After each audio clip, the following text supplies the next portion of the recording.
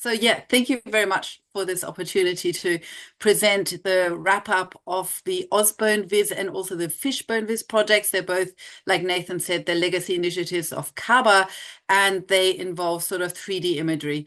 And while I should have actually put Ariana Lambridis' name on this title slide, and I apologize very much for not putting her there, but basically Ozboneviz is sort of a larger initiative on terrestrial vertebrates, but Fishboneviz is on fishes, and Ariana Lambridis was the project lead for that. She's currently on maternity leave, so we'll be reporting on both of those. So many apologies for not putting Ariana's name on there, but you'll see her in a minute on a photo.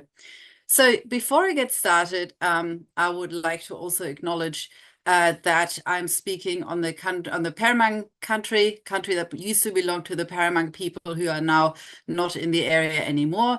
Most of this work was done on Ghana country, where Flinders University sits. And I also want to acknowledge that the specimens that I have been digitizing and working on for many years have generally been taken from country without permission and are sitting in museums. And this is a big conversation we need to have as soon as possible, that these aren't necessarily our own specimens in a Western scientific sense.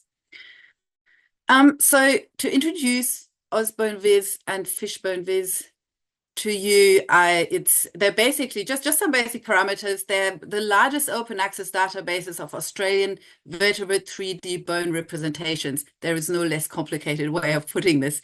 And we've picked selected bones of relevant Australian species and fishes for Fishboneviz. We've got 190 large Australian or New Guinean vertebrates on Ozboneviz and 26 Australasian fishes that are particularly important zooarchaeologically on those two databases. Ozboneviz was created mostly using new data. Fishboneviz is really amazing in having reconstructed 3D images of existing open access CT scans that were actually taken mostly overseas. It sort of shows the power of data sharing very well, I think.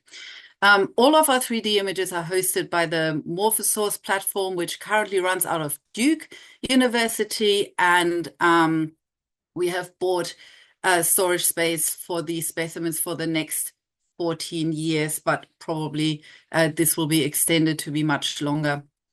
For Ozboneviz, we use a bunch of different data modalities. So for those of you who are 3D nerds, we've been mostly focusing on surface scanning because that's quickest and cheapest, but we've also CT scanned selected species and done a little bit of photogrammetry. For Fishboneviz, the acquisition was already done. They were all CT scans and they were segmented in 3D and put online together with their parent media. And I'm very happy to ask more questions about this, but I don't want to get too nerdy in detail.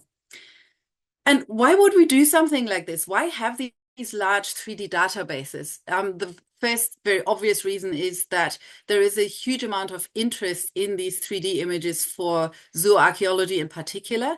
Australia is very complex in its zooarchaeology because unlike Northern Hemisphere deposits where you find mostly domestic animals that are, have their challenges in distinguishing, but they're all relatively similar. In Australia, people interacted with a huge amount of different vertebrate species, and telling them apart can tell us about the living conditions and the ecology of these areas. And that is why we need to have a way of identifying them and identifying those skeletal remains. So primarily, Ozboneviz and also Fishboneviz are reference databases for everybody to use. There are, of course, other applications to this as well. There's studies of biodiversity, evolution, which is where I'm sort of coming from, ecology. They often rely on these skeletal proxies to understand how animals would have, for example, fed themselves or moved through their environment. So these data are really invaluable. And a really good example of this is work that Erin, who will speak a bit later, has in PrEP. And you can see how she's been able to distinguish. Can I get the video to work? No, she's been able to distinguish different types of kangaroos and how they live in their environment based on the calcaneus bone on these 3D representations that we have on the Ozboneviz platform. And that can help us identify what kind of kangaroos, for example, people would have interacted with, even if we don't know the species, we can still tell, for example, if it's more likely to be a complex or less complex environment type species. So there's a lot of scientific applications for this, but there is also a lot of applications in teaching. And we also found that the arts have an interest in these bones. The problem has been that before Ozboneviz, every university that had a good reference collection only had the people at that university able to access them. So there was a real issue in access inequitability. And that is also where my personal agenda comes in, because I have found, as somebody who's worked on 3D biodiversity imaging for a very long time, it's been really difficult to get Australia on the map as having an incredible, unique endemic fauna, but having that represented has been really tricky. And in particular, over the last few years, the Americans have overtaken us by CT scanning about 20,000 vertebrate species and putting all those imaging data online. That's the NSF-funded OVIRD consortium that has been doing that for the last, I think, 5 or 7 years. So before Ozboneviz, if you wanted to look at an Australian skeletal element of anything, and you wanted to do that online, you would probably get it from the American Museum of Natural History or the Smithsonian, but not from Australian institutions, partly because there's no concerted effort and definitely a real policy vacuum in what it means to digitize a specimen and put it online. So there's a lot of licensing and copyright issues which we had to deal with as part of Ozboneviz, and which I'm very happy about, because this policy problem goes really quite deep, and it has the potential of blocking data on people's hard drives because they don't know what it means to put those data online. No one before Ozboneviz has really done a large-scale 3D acquisition and publication initiative. And because no one's ever done it, nobody knew how it worked. And because nobody knew how it worked, it wasn't on anybody's radar to fund, and therefore nobody has ever done it. So we've been stuck in this vicious circle, and I'm really proud to say that Ozboneviz and Fishboneviz have gone a little way towards improving on the situation by showing that it can be done and how it can be done and what kind of challenges we have to look out for. This is the Ozboneviz core team that I briefly want to introduce, and particularly Ariana, who isn't here right now because she's on maternity leave. So I led the Ozboneviz project. Ariana separately led the Fishboneviz project, and we were dealing with a huge number of people. So we've got Jake Van Zolen on the left here, hectically digitizing a wombat. Then we've got Erin, who's been the outreach and acquisition lead. And before Jake was the project manager, we initially had Pietro Viacava, who's in the audience as well today. So hi, Pietro. And a couple of other acquisition people like Diana Fasco and Yorgo Ristevski, who's been working with Ariana. And then we had a great team of stakeholders and advice from Sofia Sampacaro, who's been working on Ozbone Prot, sort of in liaison with us, Tina Mann for her scanning, and the domestic mammals. And I also want to mention that Doug Boyer, while not being technically part of the core team, he's the director of the Morphosource platform, and he has spent so many hours helping us that I want to give him a bit of a shout out. So the participants of Ozboneviz were much harder to get than I thought, because while everyone who I wrote an initial email to was like, yep, that sounds fantastic. By the time I had the project funded and we tried to then go scanning and publishing the specimens, the museums tended to realize that there wasn't any sort of legal framework within they could operate to know exactly how these specimens could be copyrighted. So there are a few collections here on the screen that were brave enough to do this. And I want to give a big shout out to the South Australian Museum, who single-handedly provided a permission text that the other collections then ended up using. So that was very, very helpful. And I'm really grateful for the effort that Keith Maguire and David Stemmer put into this. But there are also a few institutions that should be on the screen and aren't, because they just didn't really want to take the risk that's involved with this kind of large-level publication effort. This is our output. This is from a paper that Erin and I are preparing at the moment. So we've managed to digitize 190 species from Australia and New Guinea. Most of these are mammals, but we've also got reptiles, birds, and frogs. The vast majority is surface scanning. We've done a little bit of photogrammetry, a little bit of micro-CT. Micro-CT is expensive and time-consuming, and we focus our micro-CT efforts on species that are very valuable because they're already extinct. So we had like the pig-footed bandicoot. We had a thylacine. We also have a CT scan of a marsupial mole, which looks just so bizarre. So there's a lot of really fantastic, colorful biodiversity in this data set, and I really encourage you to check it out, either on Morphosource or on Sketchfab. We've already made a bit of an impact, particularly after Erin developed and launched this Sketchfab site. On the top right, you can see the countries that have been downloading our data, and North America features very large.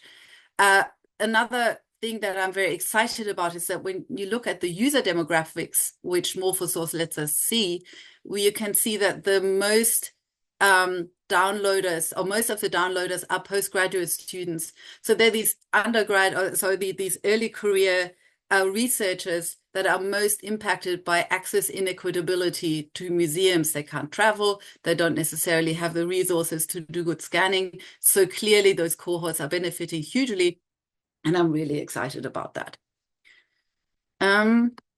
Yes, I'm also excited about having Ozboneviz and Fishboneviz on the policy landscape, because it's enabled me to make a wider impact on having some discussions with the policy makers or with policy holding bodies. So I ended up leading a submission to the Australian Academy of Sciences that pushes for this sort of digital data access equitability. We've talked to the Council of Heads of Australian Faunal Collections and some specialist conferences.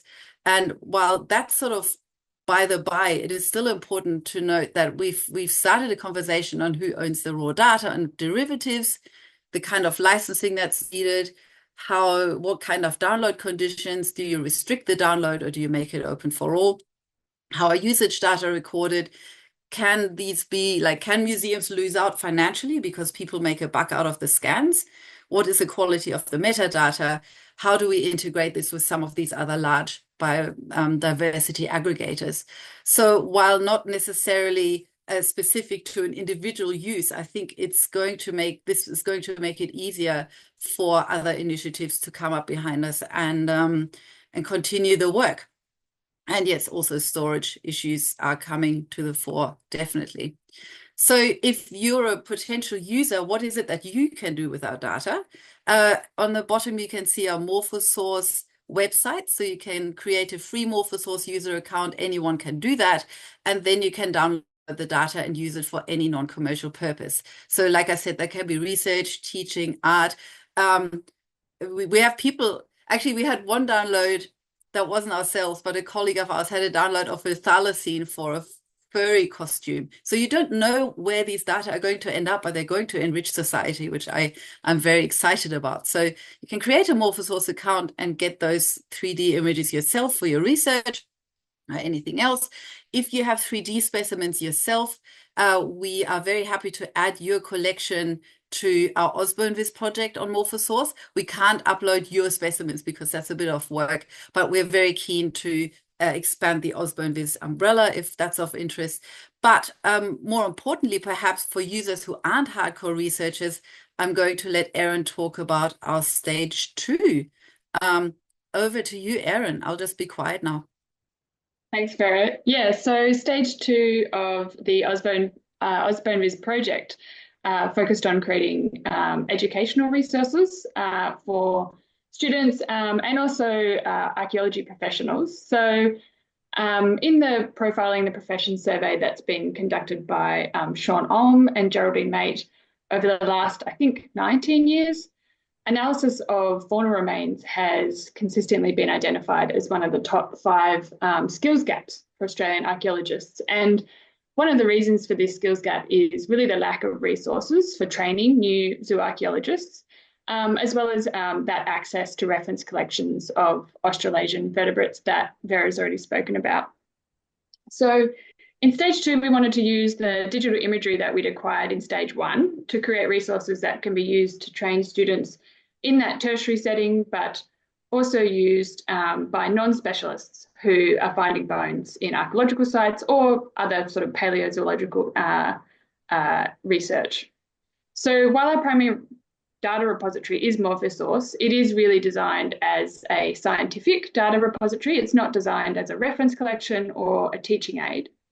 So we've created a series of collections on Sketchfab, which has a more visual user interface. And on Sketchfab, we've created 2 types of resources. So could you play that top video for me, Vera? The first are these, which are, I call them kind of our quick reference collections that are sorted by skeletal element. And in this example, we're looking at a humerus collection. So each collection allows users to quickly compare the size and shape of individual bones, like side by side, and then click in and view each one in more detail. And each of these collections includes at least one example from each genus that's represented in the Ozboneviz database at the moment. The second type of resource, can you click on the second video, Vera, please? Are our annotated collections. And these are collections that visually guide users through the specific anatomical attributes that can be used to differentiate groups of animals that are commonly found in Australian archaeological sites. And we've included non-native species like sheep and cows and rabbits and that sort of thing to make sure they're also useful for Indigenous and historical archaeological research. And to create these, we've pulled together data from across a wide range of literature on comparative anatomy. And this is all referenced and linked in each annotation so that users can then go through to those more detailed papers and read further as they need. So the annotated collections can be used really as digital bone identification guides for non-specialists. So the Sketchfab collections have been used already for teaching at UQ in Brisbane and also at the University of New England. And we've also had some really great feedback from archaeologists outside of our project who've told us they're already using these collections in the field or plan to use them in the field, and also using them with traditional owners to identify bones on country. Can you go to the next slide, Vera? So we also extended our sort of education and outreach scope to use our 3D imagery to create resources for secondary school students. So this came about speaking with our sort of stakeholder group and also history teachers. We realised that there's a gap in the resources that are available to help teach the deep time history of Australia subject in the new Australian curriculum. Much of this Year 7 subject kind of focuses on how we learn about the deep past through archaeological methods and other paleoscientific methods, as well as Indigenous knowledge. So to address this sort of resource gap, we're developing in-class desktop excavation activity that you can see in the little picture there, using 3D printed artifacts. So this includes bones from the Ozboneviz project, as well as stone tools, historical artifacts, and pollen grains. And using this object-based learning approach, students will excavate the artifacts, and then they're guided through a short analysis activity to interpret a story of environmental and cultural and technological change over time. We're also creating a supporting video series that addresses topics like how does radiometric dating work, or how do we know about climate change in the past to support these excavation activity. We're also working with Indigenous communities to include culturally appropriate artifacts, as well as their knowledge and oral histories that they want to share, both in the desktop excavation activity and the video series. And, really aim to demonstrate how that braiding together of Indigenous and Western knowledge can help us learn more about the deep past. So these are under development still, but we've had a lot of really positive responses from teachers to some prototypes that we presented at workshops in Tasmania and Queensland and Victoria. And we're looking to distribute the excavation activity to schools later in the year. That's me. Yeah, and yeah, the only thing left is to thank everyone who's been involved in this. And I'm very worried that I've left off some names because it's been so very many people. So some great people at the Australian Museum. And I particularly want to highlight Tom Peachy's role here, who's been very supportive and very active in the policy space. Leo Joseph, who's made it possible for us to get permission at the ANWC, and then also Pietro, who ended up at the ANWC and helped us from there. Keith Maguire, who gave us the permission text, and David, who let us scan a huge amount of specimens at the SAM. The magnet people who very generously shared a lot of their time with us. Morphosource, of course, the whole team's been amazing. Overt is our friends from overseas who have been very generous with sort of helping us with their expertise. The amazingly named National Imaging Facility Museum Special Interest Group, who have been great for just bringing the policy space forward.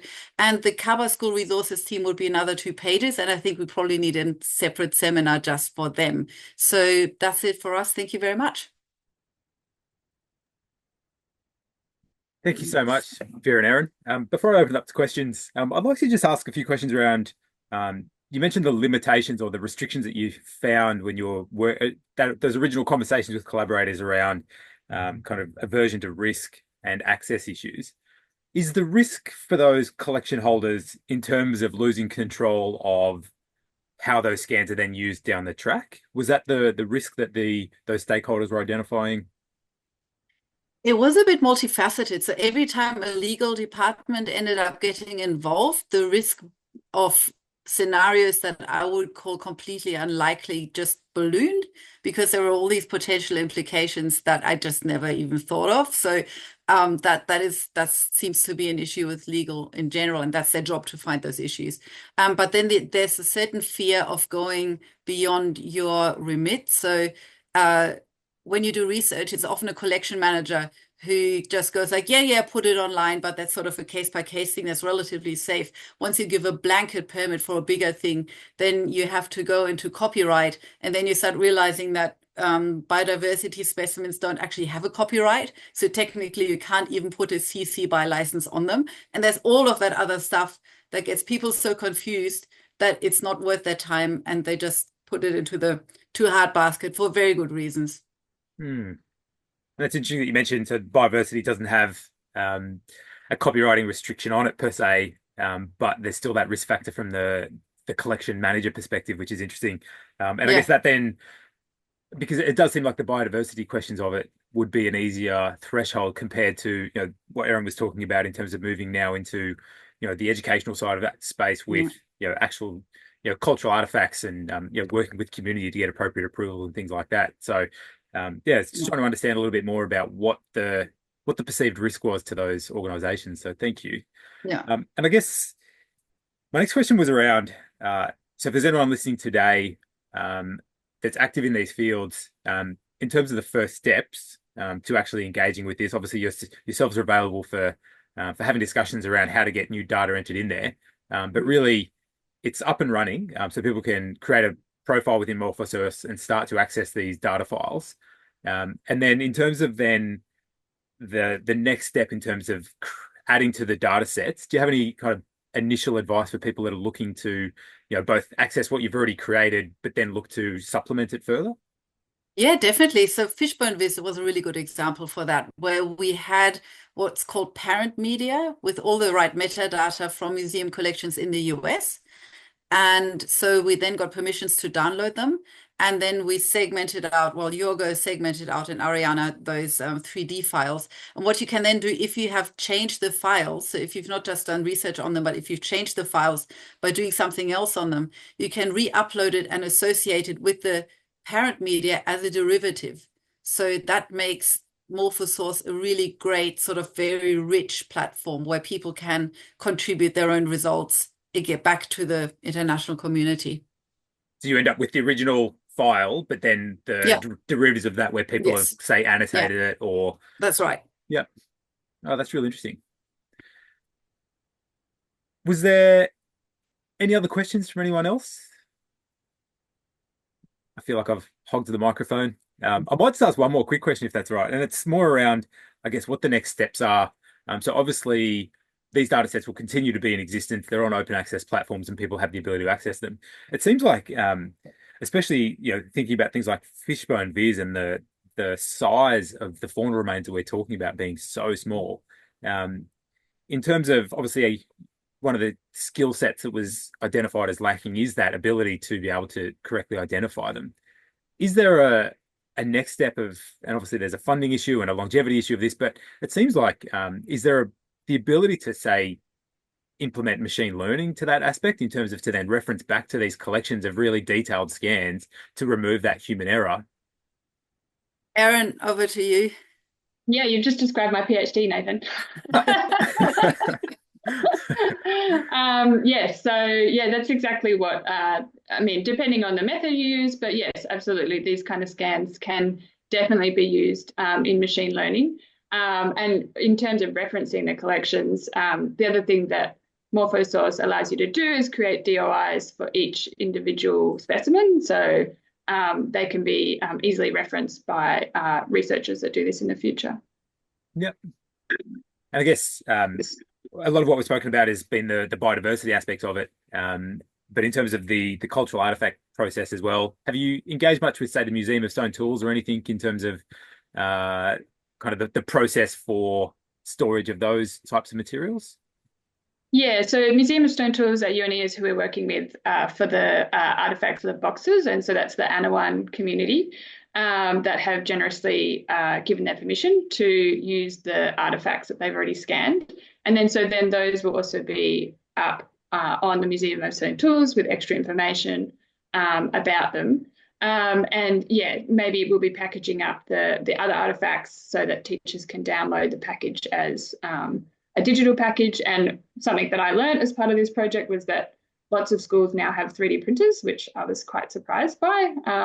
So we are creating, hard copies to distribute, but the idea being rolling into the future that teachers will be able to download these and print them in-house as well. Yeah, that's very exciting. Thank you. And there's a comment here from Tanya. With regard to collections made on country that were unauthorised by Indigenous communities, Alison Vaughan from Royal Botanic Gardens, Melbourne, is undertaking a project to repatriate some specimens and getting richer specimen data from Indigenous people from a particular collection in Cape York. Amazing. Yeah, that's, yeah. In terms of, repatriation of unauthorised materials, that's great to hear. And it was really interesting, actually. I was up at Museum of Tropical Queensland in Townsville recently, and they were going through the first ever kind of repatriation of biodiversity material that MTQ had been through. Obviously, they have quite, they've been through this process of repatriation. They have in place processes now around repatriation of cultural artifacts, but they're still on this learning journey of understanding that, for the communities they're dealing with, there's no differentiation between cultural artifacts and the biodiversity objects. Whereas from the museum perspective, they're treated very differently. And in the past, while the process around seeking approval for cultural artifacts has improved in recent history, around the biodiversity aspects, those same processes aren't there. So it was really interesting to work through, the repatriation of the biodiversity type materials. And so that was interesting to kind of be there while those initial meetings were going on with community at MTQ. And I think in that context, it's important that you have a presenting platform that allows for the revocation or change of licensing and viewing rights. So if ever there arises an issue that, like, it's for example, an animal that shouldn't be viewed by certain people, Morphosource has that capacity to take back the viewing status and change the licensing and all of those things. So that's I guess what is better than Figshare or Dropbox about that particular platform. Yeah, no, thank you. And thanks for that comment, Tanya. I feel like I've taken up too much time already. Was there any other questions for Erin and Vera before we move on? Oh, sorry, I think I just saw one. Couple of quick last questions here. Sorry, I might have missed this. How does Fishboneviz complement relate to improve Morphosource? So Morphosource is a 3D specimen presentation platform. And in this case, we expanded the specimen record on Morphosource by downloading the CT scans, well, when I say we, that's all Jorgo and Ariana, right? So Jorgo and Ariana took those specimens, took out, or segmented out some specific bones that had previously not been taken out of that scan. And then they put that back on Morphosource so that other people can now use it. And so it improves the specimen record for this species. Thanks, Vera. Thanks for the question, Helen. And another follow-up comment from Tanya. However, dealing with animal specimens, i.e. dead animals, can be very culturally sensitive, especially if there are totem animals, etc., included in collections, and it can be quite distressing.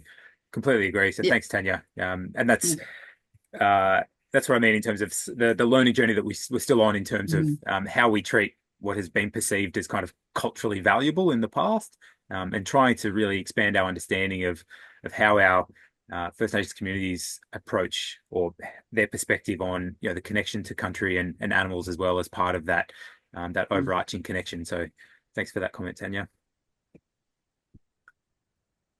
Well, if there's no further questions, Erin and Vera, thank you so much.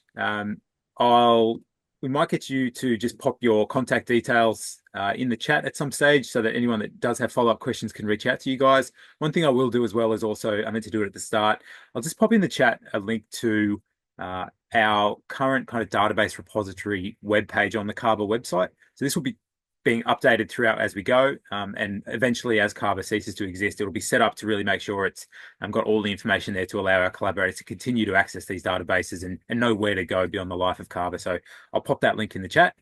But for right now, I'd love to pass across to the SahulTraits team of Fred, Caitlin, and John. Thank you, guys. All right, I will get us started.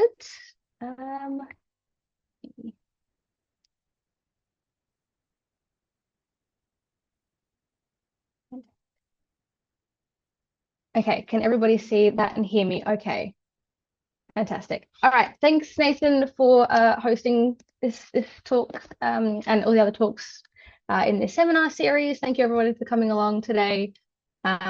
This has been a project we've been in the chat. Everybody can, okay, that's okay. Working on this one since April last year, so about 12. Well, what is it now? It's September now. A few months now working on this project. So this is going to be a bit of an update if people haven't heard about this project before, a bit of a wrap up on this project and what the project is and how we in particular have been using this one in our research. So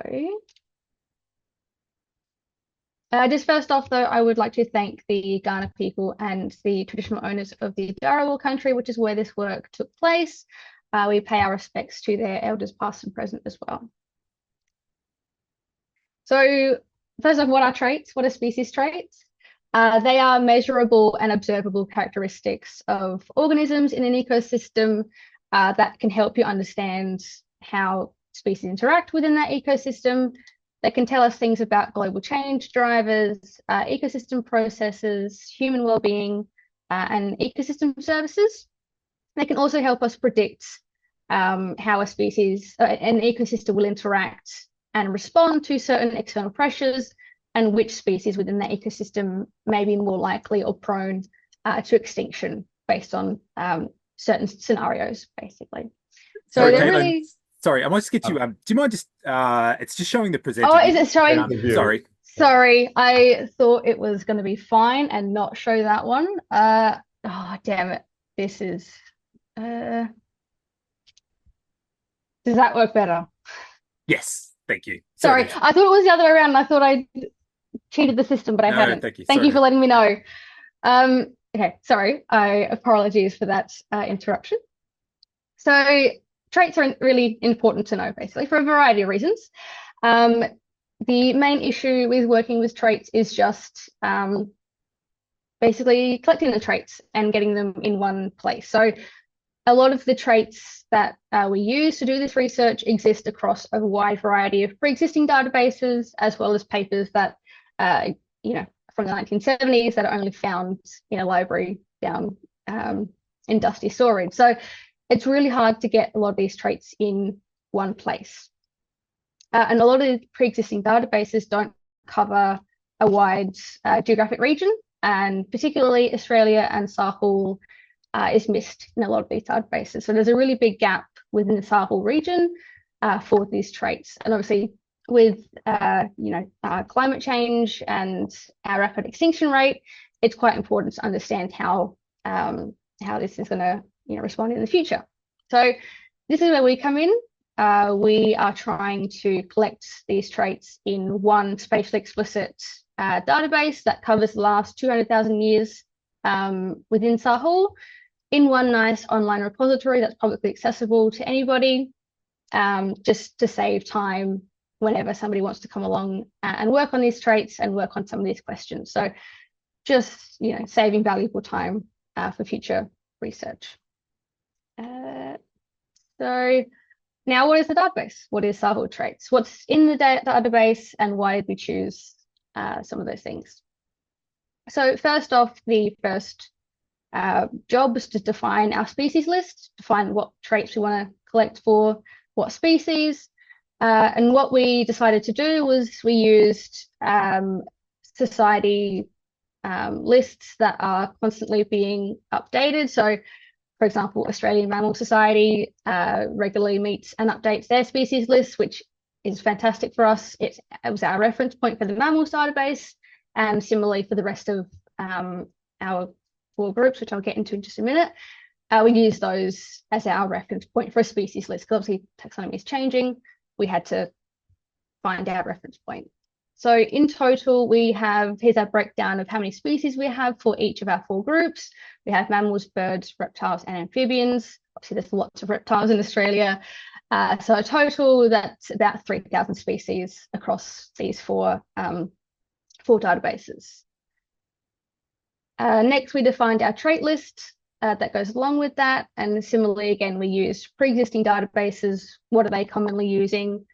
We consulted with some experts in each of these areas, what traits they think are important, and also what traits we want to use in our research. So that's how we defined our trait list, and that comes to around about 43 traits in total, spread across these 5 areas of measurable traits. So I'm going to quickly speed run through some of the traits that we have included. So first off, morphological traits is our first big one. That includes things like body mass, body length, life cycle stages, digits and limbs, things like that. Physiological traits just includes body temperature, evaporative water loss, and torpor, hibernation types.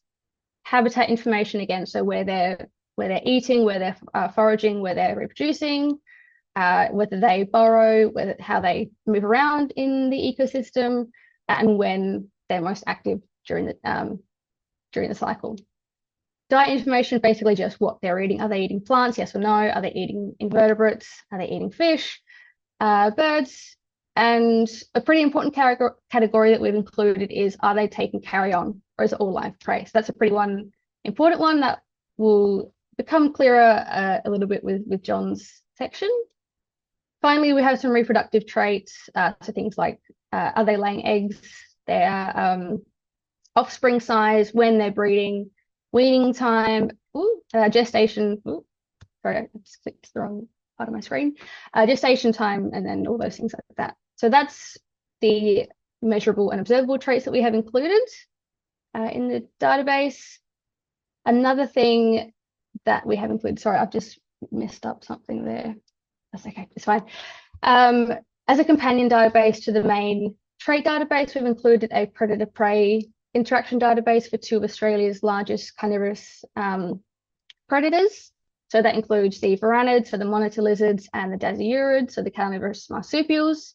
So this essentially includes records where varanids and dasyurids are the predator, and we are recording what prey they're taking, where they're taking it, the species, and again, whether it was carry-on or a live interaction, because a lot of the trait databases that have been previously published just include those previous traits that I mentioned, but nothing about how they're interacting, whether what's taking what. So it's a really big gap, the actual interaction side of those traits. So we've really tried to develop this interaction database to a relatively high standard. For the varanids, we've got about 600 records. The dasyuras, we've got about 300 records, still working on that number. But this is really helping us actually figure out how these carnivores are existing in the space, what they're taking, and how that changes through time with the introduction of invasives and things like that. So John will get into a little bit more of that in his little bit in the minutes. But thirdly, we had to collect the data. Obviously, this has been the longest stage of the project. We're still in this phase a little bit, collecting data. We've been doing that through obviously primary literature, previous databases, citizen science, and just anywhere we can get a lot of this data, as well consulting with experts who have been in the field, have been measuring this data, and are happy to share some of their research with us. For the predator-prey interaction database, as I said, we've used a lot of citizen science for this. We have been created this iNaturalist project here, which collects all of these observations from people in the field, in just going about their day, finding these things. They can scan that QR code there, take them to the iNaturalist project, and they can upload their own observations and things like that.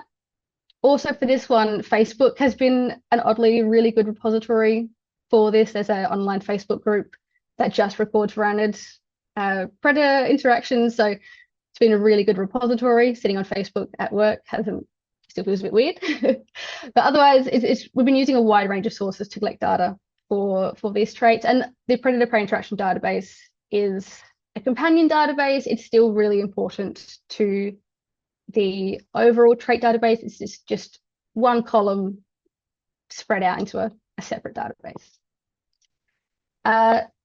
Fourth, we use multiple imputation. I will get into that a little bit in a couple of slides, but this has been a big step for us to try and figure out how we deal with missing data. So I'll talk a bit more about that in a little bit. But lastly, release to the public. Obviously, we want this database to be available to everybody outside of CABA, to be used, for the long term. We don't want in 5 years' time this to become out of date again and someone have to go through another 12 months to rebuild the database. We want to, constantly update it, make sure it's maintained and available to anyone who wants it. So multiple imputation, as I mentioned, we've had a few issues to troubleshoot along the way, as all databases do. One continuous one has been taxonomy. As I said, taxonomy constantly changes, so we've got to make sure what we're putting in the database is correct and up to date and matches the species list we have. But the biggest technical issue has been missing data. So obviously you're not going to get every trait for every species. Some traits are more likely to have more missing data just based on the nature of the trait. It's really random where you're going to miss data, but you're always going to have missing data. So we've decided to use multiple imputation, and that uses, my animation would like to work, there we go. So it uses previous knowledge of other traits, these are our traits here, pretend they're traits, to predict the outcome of missing traits. And we also use a phylogenetically informed model, so that basically weighs the traits that are more closely related to the unknown variable more highly than it would for a species that isn't as related to our target species. So that's the nature of multiple imputation. The way that we've done this is we're going to have two types of the database. First one is the observed traits only, so with all that missing data in there. The second version will be with the observed and the imputed traits. So we're going to have our imputation code available so that anyone can use it and redo that if they would like. But you've also then got the observed traits only database to do imputation method. So we're going to have both those available just to make sure that it's accessible to anybody for a wide range of needs. That's the two versions we're going to have online and available. So timeline-wise, we've got about 3.5 months left. We've got till December 2024. We've completed a few big ticket items, species list, trait lists, obviously as mentioned. The mammalist traits is now finished. The varanid interaction database is done. Still a little bit in progress over here. We've got journal articles. The main article about the with the database, which will be released very soon, is in progress at the moment. And then we've still got a couple of things on the to-do list, but hopefully they shouldn't take take too long now that we've got the groundwork laid down. And uploading to an online repository, unfortunately, unlike Vera's group, we're not sure where to do that just yet. We're trying to figure out what is going to be the best way to do that. So we want to make it, it want to be maintained and updated. So just trying to figure out how we can do that long term. What's the best option for us to do that? So I will finish here. Basically, there's lots of applications. There's lots of uses for the database. It's never ending. Too much for me to talk about. So I will hand over to Fred, and he will talk about some of the applications that he's been doing in his work with the database. But that is it for me. All right, thank you. Let's see if I can share.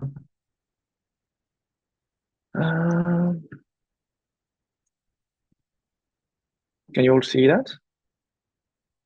All right, perfect. And you can hear me all right, I guess.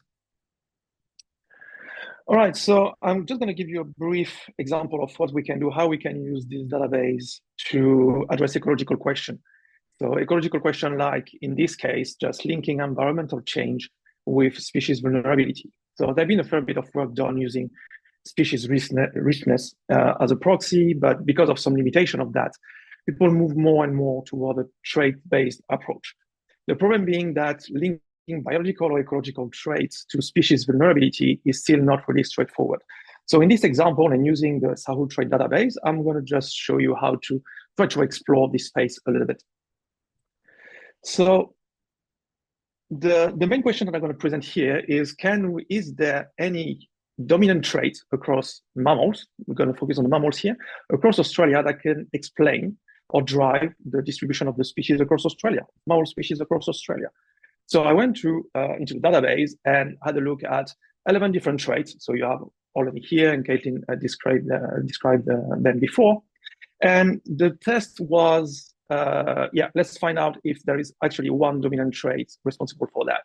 The hypothesis that we're testing is obviously these dominant traits might change depending on the region and depending on the composition of the community. So that's pretty much what we're going to test. To do that, we take each species, their trait associated. Those species are georeferenced, so we have the distribution of those species, and we plot them across different axes. So here I just give you an example depending on 3 different axes. Each axis represents a trait.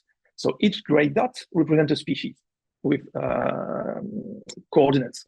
So here you have the gestation time, habitat breadth, and diet breadth.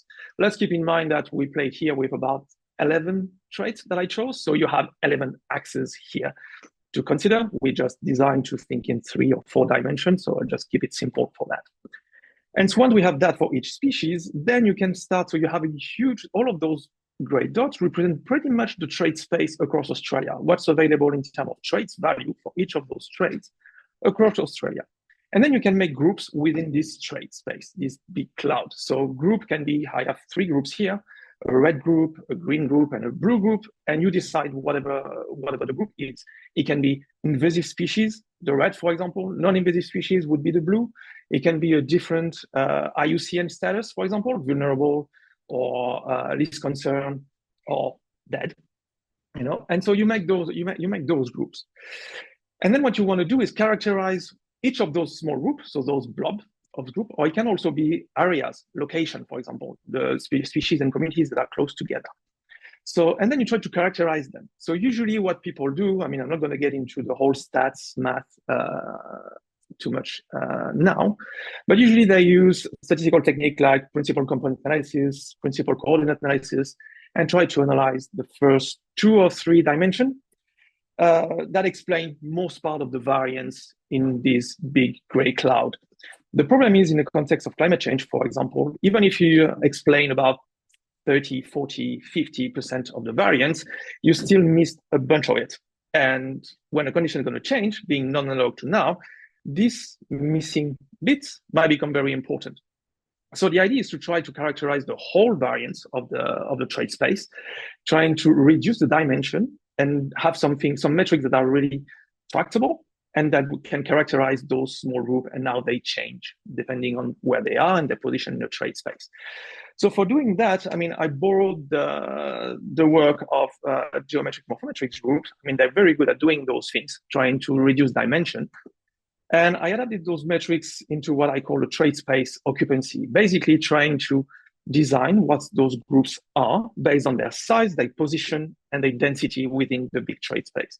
So the size is going to be, if you have two groups, is this small blob small or is this one bigger? The position is going to be relative to the center of the huge gray cloud. Is your group of interest very close to the center, or is it more at the margin, for example? And the density is going to be for the same size between two blobs within this trait space. Do we have one slice with one group that are very packed with traits, or do we have something full of holes, for example? And so because when you calculate those metrics for each of those groups, and because those groups are georeferenced, you can then map those metrics. And so you come up with some maps like this. So in ecological term, what that means is you have, so from the light blue here to the dark green.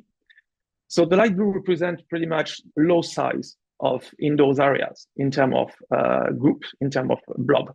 So low size means identical traits. Then not a lot of different traits, or low variation, which ecologically speaking means low functional diversity and leads to lower adaptive response to threat, for example. Then you have the density, the same shade of color from light orange to dark orange.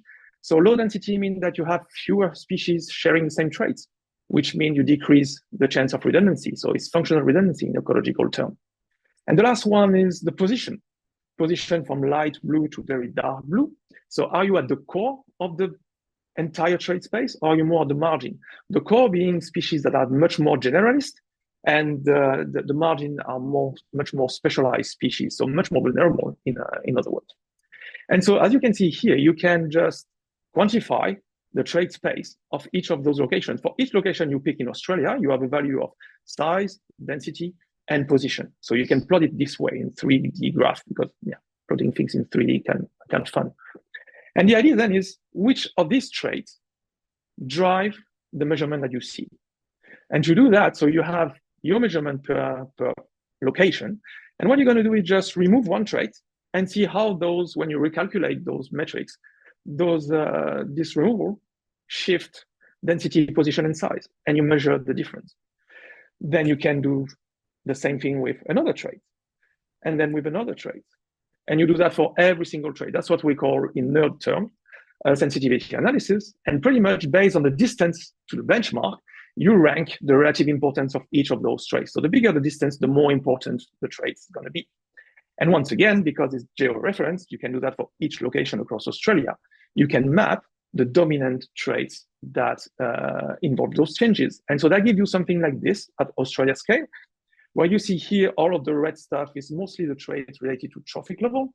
The habitat breadth is the light turquoise color, and then you have also diet. So just in percentage, if I make it a little bit easier, you have 49.1% of dominance of the habitat breadth, 24.5% of the trophic level. And so that gives you an idea of which dominant trait matters, pretty much. And you can do that with traits, but you can also do that with species by removing one species at a time, doing the same type of sensitive analysis. That's extremely long time to run. And you can have those type of maps as well, like you see here, where you have dasyurids and the bats and the macropods that are the most dominant species. And you can start doing some sort of correlation between traits and species and try to relate that to climate change using any sort of fancy statistical analysis that you might think of. So that's one application, and I'm going to pass on to John to talk a bit more about interactions. Thanks for that, Fred. I will just share my screen now, and hopefully that's showing my slides. Beauty. Hi, everyone. I'm coming from Ghanaland here in Adelaide, and I'm going to follow on from Fred talking about examples of how SahulTraits can be used, but I'm going to focus on one component of SahulTraits, the interaction data, the diet data. Caitlin has already mentioned this. She's collected an impressive amount of diet records for two important groups of predators, goannas and large dasyurids. So all up, there's almost 1,000 records for these two predator groups. And it's really useful information to have. We can use this interaction data on its own. It could be a standalone data set that can be interrogated to look at overall patterns in predator data. What kind of organisms are they, which species are the different predators exploiting? Or it can be combined with other data, for example, with the rest of the trait data in SahulTraits to do more complex analyses. We can, for example, include the other trait data with the interaction data to investigate the relationship between traits and interactions. So we can predict species interactions based on the species traits. This is really useful because we can use it to build food webs. Another application combining the trait data with the interaction data is to look at the trait space that different predators exploit. So we can see whether different predators are going for the same kinds of prey or whether they're segregating the prey that they're targeting. First off, I'll show you an example of using the trait database, the interaction database on its own. So I've pulled out the diet records for these 7 species of goannas. We've actually got diet records for 20 species on there, but for now, we just look at these 7 species. I've got 2 small goannas on there, the black-headed monitor and the Storrs monitor. These 2 species are less than 1 meter in length, so small for goannas, but they're still pretty large lizards. Then in the middle, I've got the medium-sized goannas that grow to a length of between 1 to 2 meters. So the sand goanna, the heath monitor, and yellow-spotted monitor. And then on the right, I've got the large goannas. Parenti at the top there grows to 2.5 meters. It's Australia's longest lizard. And underneath that is the lace monitor, which also gets to over 2 meters, and it's a big, chunky goanna. So we've got these 7 goannas that vary in body size. We can then look to see whether the diet items reported for these goannas shifts with body size. Are the big goannas taking different kinds of animals to the smaller ones? In these pie graphs, the orangey yellow color indicates invertebrates, the blue is for fish, and gray is for tetrapods. If you look at the small goannas, you can see invertebrates are important, especially for Storrs monitor. It's mostly eating invertebrates. Then with the middle-sized goannas, they're taking more tetrapods and starting to feed on fish as well. And then when you get to the large goannas, they're mostly taking tetrapods. They're taking a bigger chunk of fish as well, and invertebrates aren't as important to the large goannas as the smaller ones. So there's this shift in the goannas towards feeding more on vertebrates in the larger species, which makes sense. Caitlin also mentioned that in the diet component of the database, we've recorded whether food items were eaten as prey or as carrion. So we can look at the proportion of carrion in the diet to see if that shifts with goanna body size. In these pie graphs, black indicates food items that were taken as prey, and red is carrion. You can see that the small goannas, all of the food records for those species were prey. Whereas for the medium-sized goannas, they're starting to take some carrion, and the large goannas taking more carrion again. So we're getting a shift in the types of animals goannas feed on, as well as whether they're taking them as prey or carrion. So that's an example of how we can explore the data in the goanna interaction, explore the goanna interaction data on its own. You can do the same kind of thing with the dasyurid database, because we've got 300 diet records, around 300 diet records for the large dasyurids on there for devils and quolls, so ready to be played with and investigated. If we combine the interaction data with the rest of the trait data in SahulTraits, we can do analyses looking at the trait space that different predators target. So we can look, for example, at what quolls feed on versus goannas. And you can bring in other predators as well, because there are published data sets for other predators in Australia, like cats. So in the example I'm about to show you, I'm going to pull in cat diet information and compare it to goannas and to quolls, look at the trait space that these predators exploit and compare the volume of the trait space. So if the volume is large, it indicates the predators are taking a wide range of prey. They're taking prey with lots of different kinds of traits, big prey, small prey, things that fly, things that are on the ground. Whereas if the trait space is small, they're much more specific in what they're feeding on. Their prey is less variable.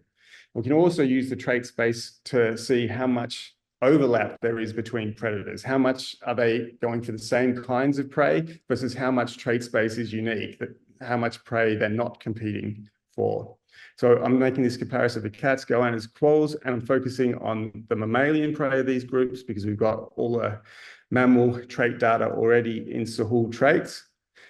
In this figure, the y-axis shows the diversity of traits taken by the predator. So it's the volume of trait space targeted by each predator. And you can see that cats, they go for a wide range of prey.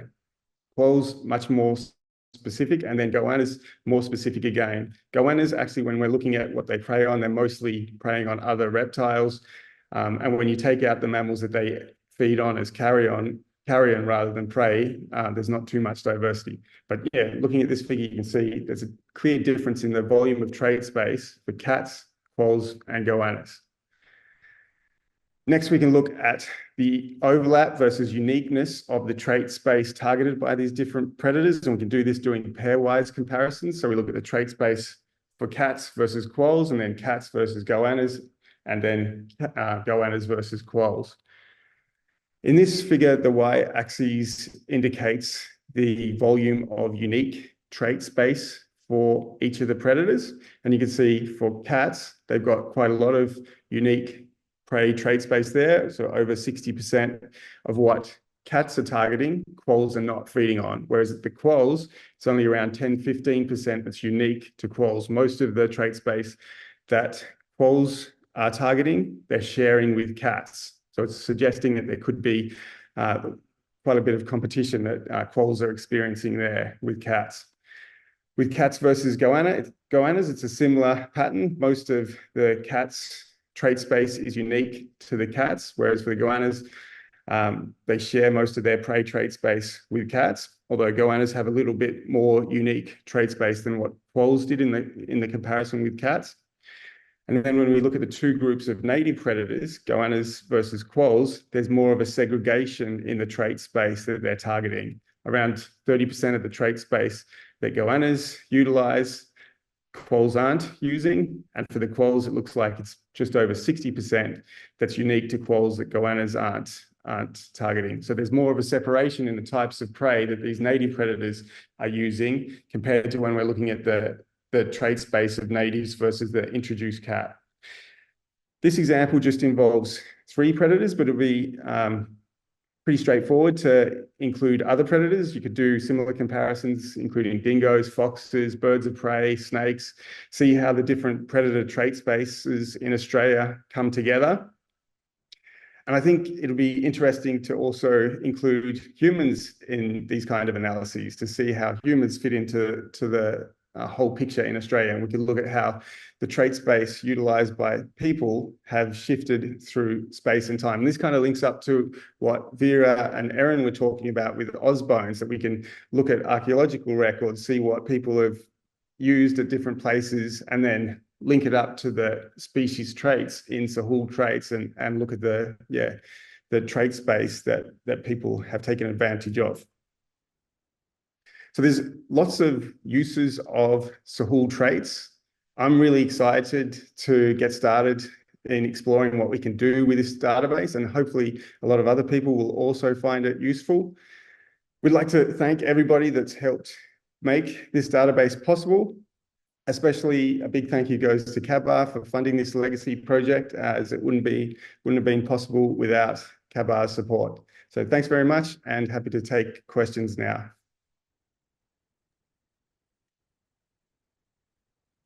Thanks so much, John, Fred, and Caitlin. That was amazing and really interesting to look at the interactions. Thinking about, say, cats, for example, it's not just a matter of each of those native animals being prey themselves, but also crossing over in terms of the types of food that they're looking at. Really interesting. I had a couple of quick questions before I pass across to anyone else that had some. Going back to Caitlin's kind of initial kind of overview of the different traits, it was really interesting. One of the first slides you had an element on there around the human connection in terms of like human interactions from an emotional or spiritual perspective, which was really interesting to think about that from a traits perspective. There's almost this overlying, and this leads somewhat back to the comments that Tanya had from Ozboneviz questions in terms of the spiritual connection to these traits as well. So does that exist in any? Have you come across a database when you were doing some of the background research to see the traits that people were using? Are people capturing these? It was a big discussion we had at the start of how do we do that. We weren't entirely sure how the best way to incorporate that was, because we're incorporating these traits as a single data point, but it's not obviously a single distribution. They're spread all across Australia, across many different countries and language groups and people. And we just couldn't figure out the most respectful and best way to incorporate all of that knowledge into one database. And we just thought it's probably best if we've only got 1 year. If we're going to do it, let's do it properly. Let's not half-ass it, so to speak. So we've left that out of this database now. I haven't seen it previously in other databases that I've come across, but it definitely was a conversation we had that is in the, for later box for someone with more time and more resources to do than what we could do with that time. Yeah, that's why I asked the question, because it is it's a very different element to the types of research questions that your team's coming at it from. And I was interested to see if it did exist in a mapped way from that kind of emotional or kind of spiritual connection to those animals. It just would have been very interesting to have a look at that access. So no, thank you. Definitely. And my other question was around is there generalist statements you can take from the kind of the distribution that you were showing, Fred, from a statistical perspective and the sensitivity analysis?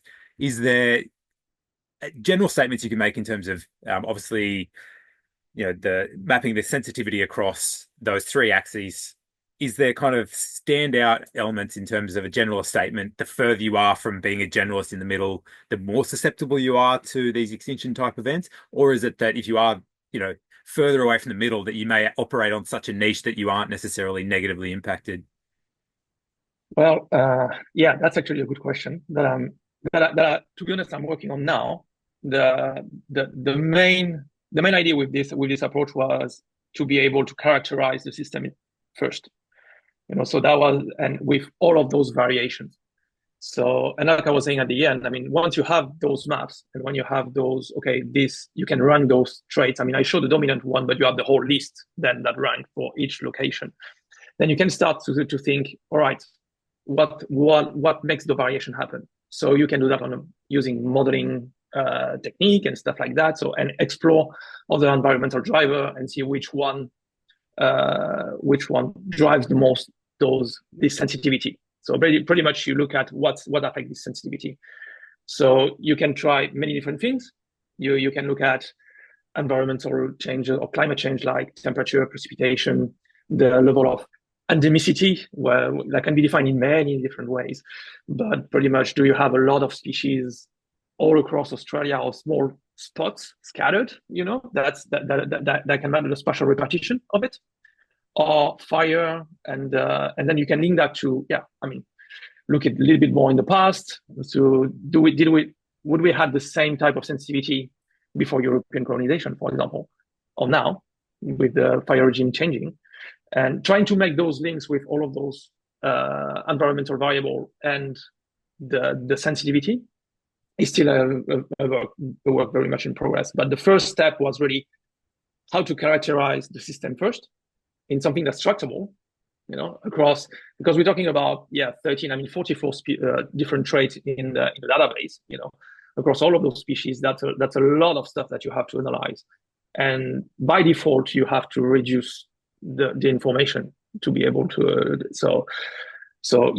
Like I said, I shamelessly adapted geometric morphometric stuff. So thanks, Vera, for that.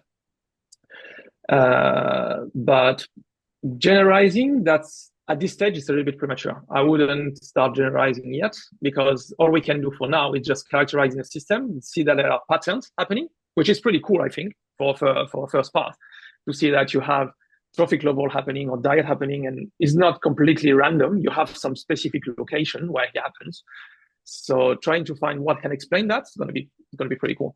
Yeah, it definitely seemed like at that kind of basic level, kind of the broad stroke picture in terms of, there seems to be a trend towards, say, habitat as the major driver in kind of the arid interior, and then down in the southeast you kind of have the trophic relationships as the major driver. So yeah, really interesting. Thank you. There's a couple of quick comments in here. One from Tanya. We have a program in ALA, which is the Atlas of Living Australia, where we're capturing IEK profiles per language group for species. They've only done a couple of languages so far, but that's exciting to see that that's kind of coming along. And there's another one here from Natalie saying, great work, guys. Is it possible to access the SahulTraits database, which was something I was going to touch on next. But over to you guys in terms of whether it's up and ready to be accessed. Well, yeah, the traditional names comment from Tanya, that would be something great to incorporate in the database as well, if it's possible, if we can get permission from traditional groups to do that, that'd be great. In terms of accessing the database, Natalie's question, it's still all coming together at this stage, so people can access it if they contact us. We want to make it publicly available, freely available as soon as possible, but when it's still coming together, people should contact us directly, and we can share the database that way and explain at what stage it's at. Thank you. Thanks, John. Which also made me think of, from memory, part of the original plan was, and you mentioned earlier, you're still figuring out exactly what the long-term kind of ideal online repository is for this. There was originally a discussion, I think, in the application around potentially having it on Octopus. So you guys are still figuring out what the right home is in terms of access and functionality of the repository. Is that, and kind of, I guess, longevity as well? I can take that one. Yeah, so Octopus was the original plan. It still, I guess, is the plan. Just, I think it's an issue with maintenance, because Fred, jump in, feel free, you know a bit more about this than I do. Just the maintenance, because I think it's Henry and Tibby who were maintaining it. Their contracts have finished, as far as I'm aware. So the maintenance of that and uploading it initially may be an issue, and just the long-term updating of the actual traits, because these traits are going to change, taxonomy will change. We need someone with at least a bit of knowledge about the project and the database itself to be able to quality control that data, upload it correctly, and then incorporate it to the database, as well as maintain the structural side of the database with the software side of things. So figuring out how to balance both of those is sort of where we're still trying to decide where to go. That's the main issue. I mean, yes, Octopus is still very much in what was still very much the goal, and we can still do that. The logistic of it is a little bit more unclear now. So if we have the possibility, the idea was to link those traits with the species with the distribution of each species, so you can just really, from a user-friendly standpoint, map those traits and those interactions and all those kind of things. So if it can be done, we have all of the information to get that going. The three of us don't have the skills to do it ourselves in Octopus. So if we manage to, within Kava, to find the people to help us doing it, I mean, that's fine. It's just, find the opportunity to do it. Yeah.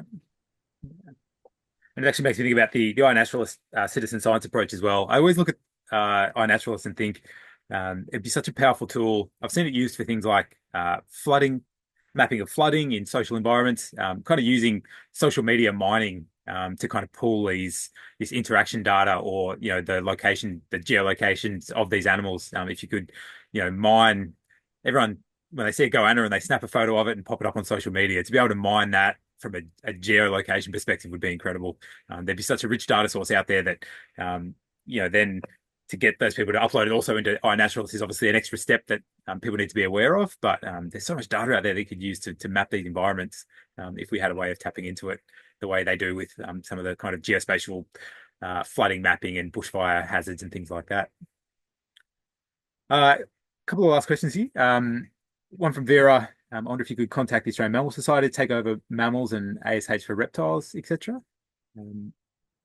So they have an existing kind of database service, do they, Vera? Well, I'm just thinking, so the Australian Mammal Society has the species list that Caitlin was talking about at the beginning. That's the Australian Mammal Taxonomy Consortium, and they just invented themselves at some point, and now that every AGM they report about the latest updates of species lists. So I wonder if something similar could be done by somebody within that society, because the problem is always that if you're going to do the work, you need some either payment or some kind of brownie points for it, and maybe having an officer for this at the AMS who's maybe a bit junior but can still do the work might be a more sustainable way forward. That's a great idea. And I think as Australian Society of Herpetologists, they have that core group every year. And if somebody's responsibility was to maintain that, they're maintaining the species list anyway. Do a search to see if there's updates on traits. Yeah, that'd be great. Yeah, so we had this discussion about incorporating that into those AGMs. But again, as you said, it was a payment issue. We don't want to ask people to do work for free. Where does that money come from? Basically, how do we do that? Yeah, so that definitely we've considered doing that, just again, logistics. So. Which is a common theme across all our databases and repositories. It's it's one thing to, while we're in existence, we can put in place these great processes and establish these amazing databases. And what we're really trying to achieve is to find that long-term home for them and kind of create those stakeholders and that user group to hopefully allow it to continue to provide benefit to the broader society. We had considered like another citizen science approach where people submit updates, but again, logistics. So lots of options. Another couple of comments here from Tanya. Potentially, Atlas of Living Australia might be able to help in showing linkages to species occurrences, not misdistributions necessarily. Plus, the ALA updates taxonomy reasonably regularly. This is improving linking to the NSL and other sources, and looking to do this 6 monthly. So thanks, Tanya. It's been really interesting hearing about Atlas of Living Australia, and during the presentations, I jumped on and had a bit more of a look at the website. So thanks for all your input, Tanya. I'm conscious that I've spoken way too much and we've kind of gone over time a little bit. Sorry, everyone. And we've had a couple of people drop off, but before we all head off, I just want to thank all our presenters today, Caitlin, Fred, John, Vera, and Erin. Thank you guys so much. It's been a real privilege of CARVA to be able to fund these projects. And I really look forward to working with you guys over our remaining time to take any more actions we can to really secure these important databases into the future and be part of these conversations around maximising this ongoing legacy into the future for the scientific community. And thanks again to everyone that's joined today to listen in, especially all our externals. It's something we really wanted to achieve, was to attract a good external audience here to try and facilitate those conversations around future collaborations. So please reach out to any of our presenters today. You can find most of them just by searching, or come to the CARVA website and contact us and I can put you in touch with them. I put the link in the chat to our kind of current database webpage within the CARVA website, which we'll be looking at updating and making sure that becomes a really valuable resource for people looking at reaching out to find how to continue to collaborate with these databases into the future. So thank you all. Really appreciate you all joining. Sorry, we ran a little bit over time, but thanks to everyone, and look forward to catching up with you all soon.